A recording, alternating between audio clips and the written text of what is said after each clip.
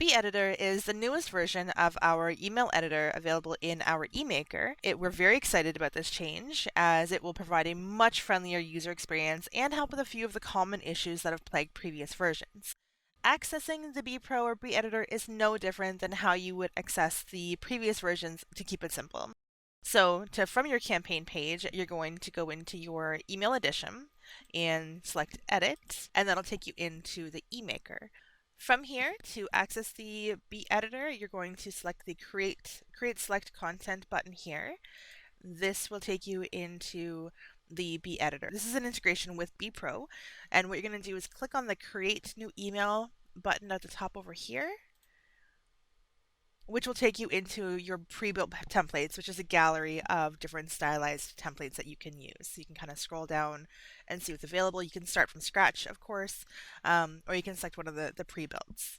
And I will just go ahead and select a pre-built template, which will take us into the actual editor itself.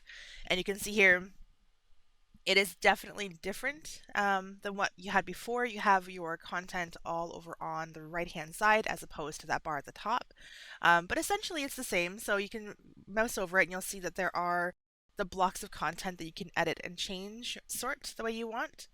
So you're going to select maybe a title and just drag and drop it onto your template page and kind of build that out here. One of the cooler features is a social content here. So this social button, if I drag and drop this onto the page, pop it there, it'll put in some pre-built social buttons. And what you can do here is if I click on this, it will change your options for this on the right-hand side, so you can add different links for your Instagram, Twitter, LinkedIn, etc.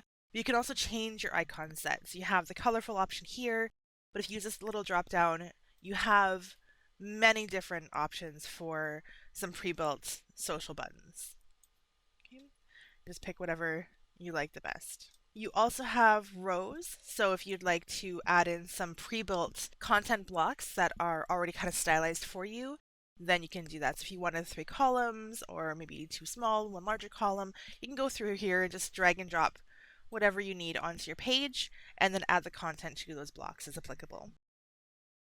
You have your settings as well, which will allow you to create or change the content area, your content alignment, background color, content area background color, default font, and link color.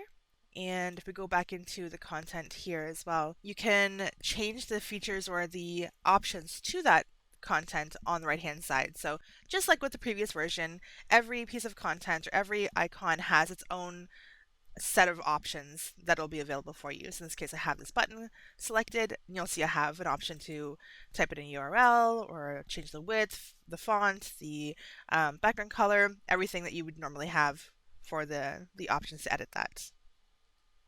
One very cool feature that we have now with an image, if we double click on this image or open up this image library, it will now allow us to sort. So over here, my mouse is circling that folder button.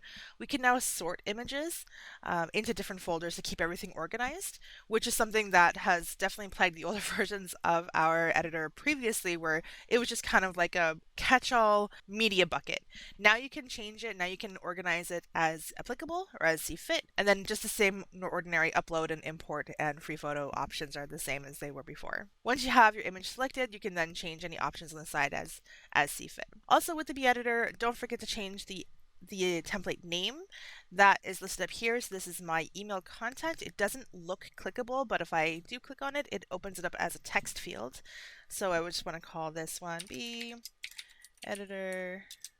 Demo. Okay, and then I click Save.